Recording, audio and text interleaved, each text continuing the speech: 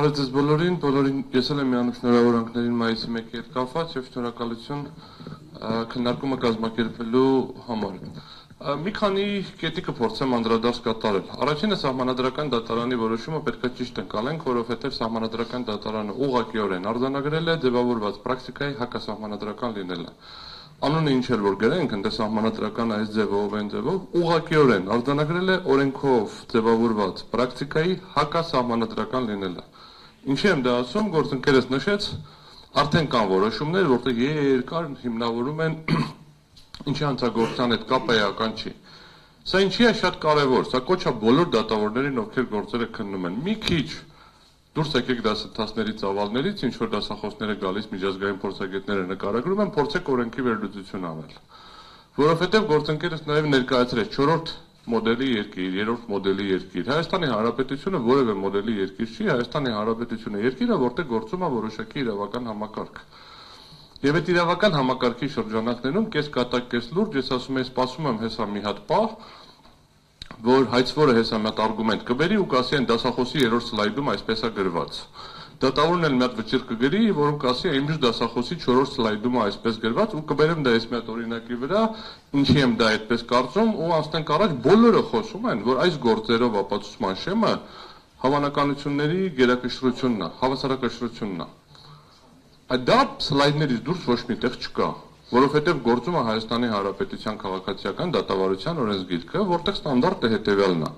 Դատարանը գնահատելով գործում եղած բոլոր ապացույցները, որոշում է փաստի հաստատված լինելու հարցը ապացույցների բազմակողմանի, լրիվ եւ օբյեկտիվ հետազոտման վրա հիմնված ներքին համոզմամբ։ Ուրիշ ստանդարտ չկա, ուրիշ ոչ մի իրավական ակտում, ոչ ապօրինի գույքի բռնագանձման մասին օրենքում, ոչ քաղաքդատում կան պրեզումպցիաներ, եւ քաղաքդատ ունի պրեզումպցիաներ, եւ նյութական իրավական նորմեր ունեն պրեզումպցիաներ, բայց այս պրեզումպցիա կոչվածն էլ որպես պրեզումպցիա չի ձևակերպված։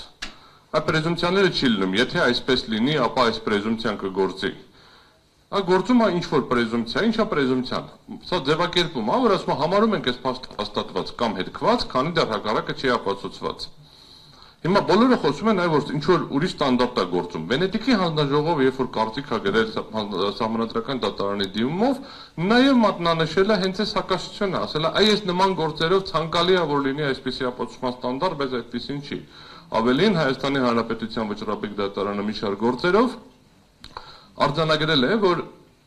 ենթադրության հիման վրա դատարանը չի կարող որոշում կայացնել։ Ընդ որում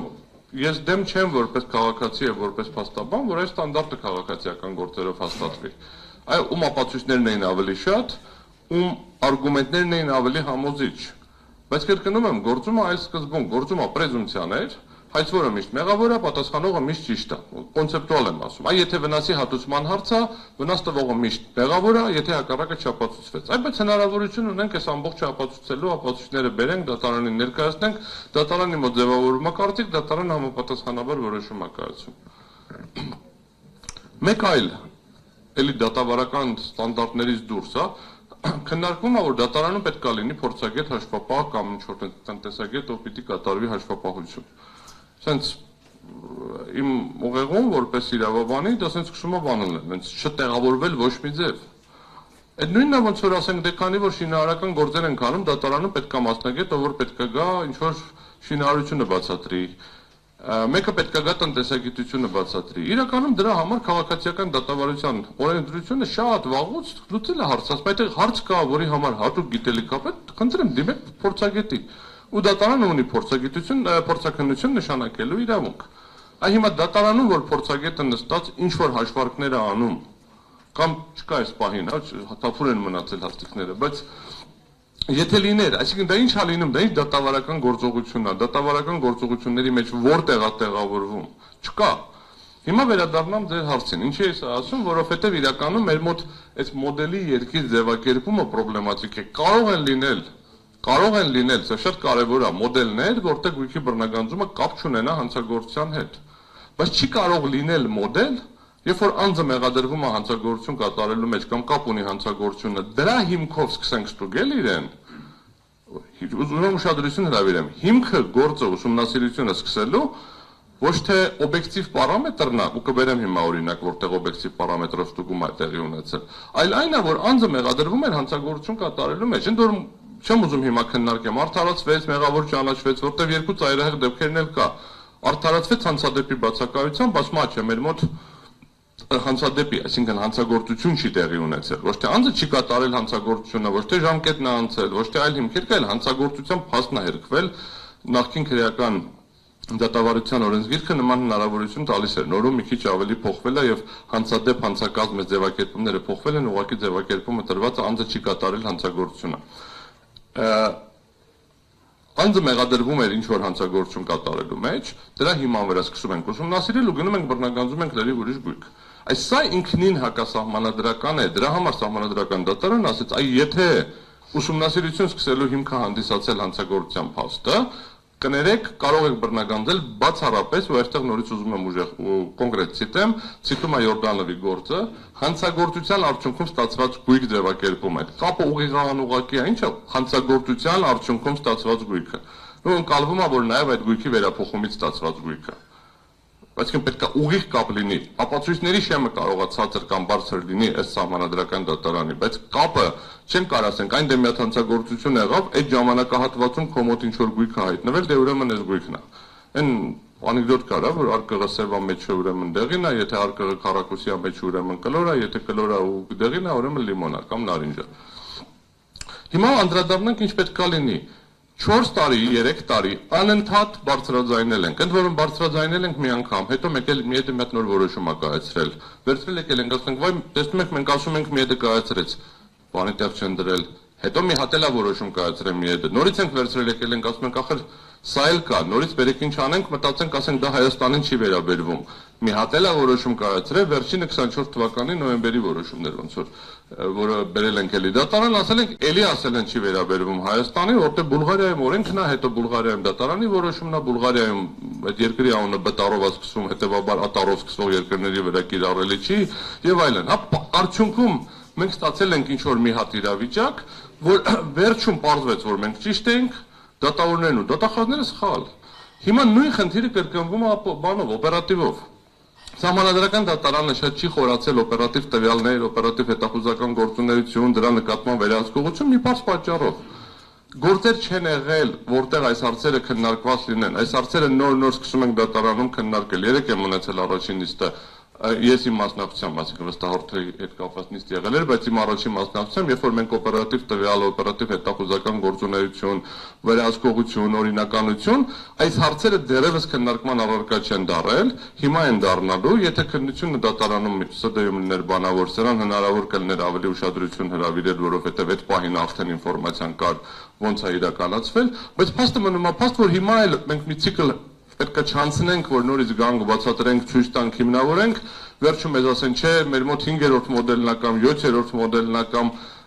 բանա, ռեստայլինգ եղած մոդելն է, վերջում էլի գանք նորից կանգնենք մի հատ իրավիճակի, որ մեկը, որ մի հատ ՍԴ-ն, Վճռաբեկ դատարանը կամ ՄԻԵԴ-ը մի հատ էլ այդտեղով որոշում պետք է կայացնի։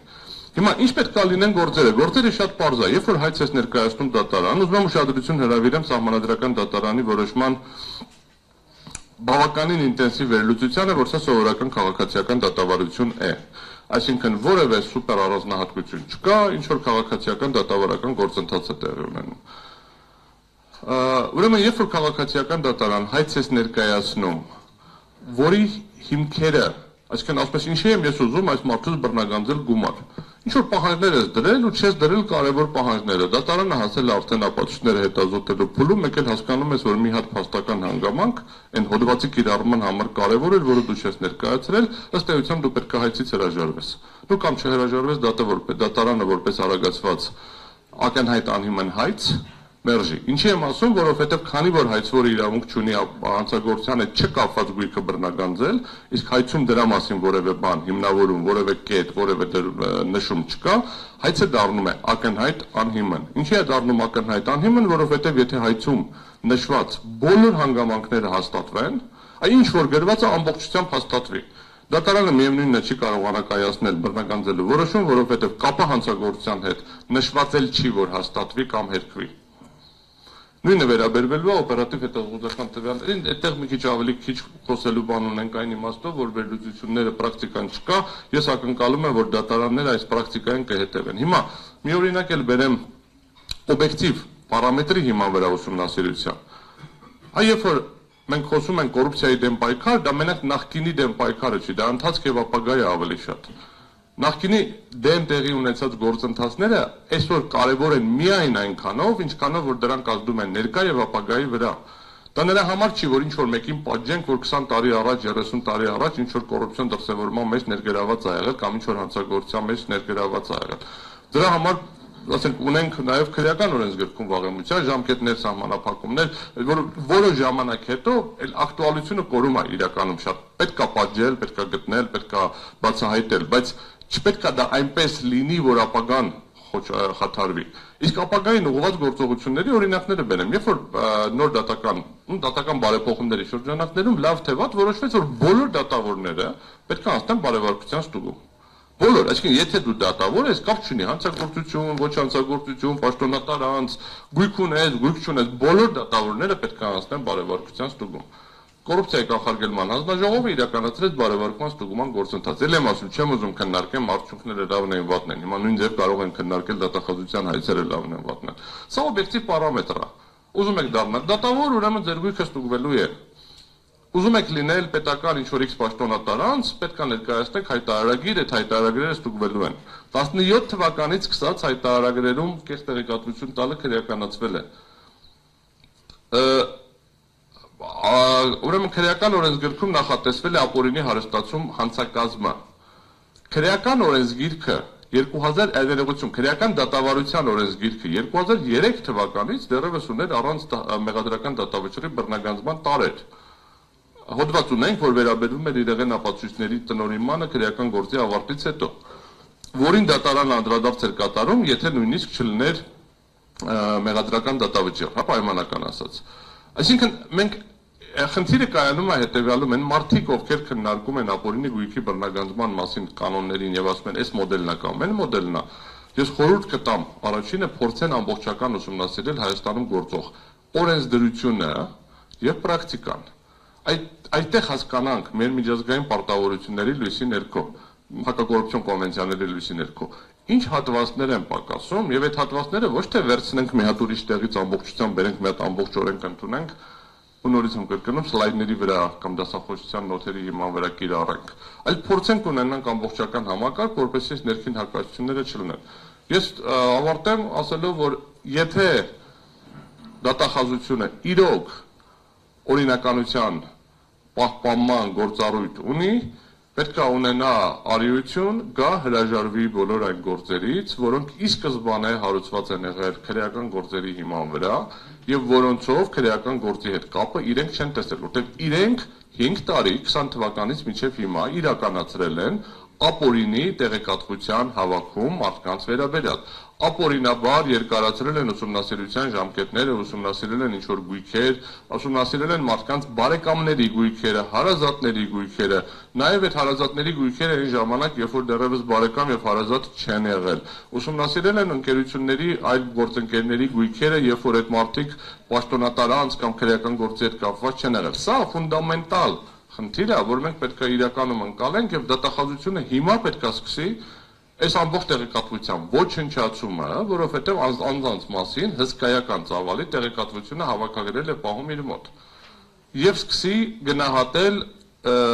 այս ընթացքում տեղի ունեցած ապօրինությունների հետևանքի վերացումը։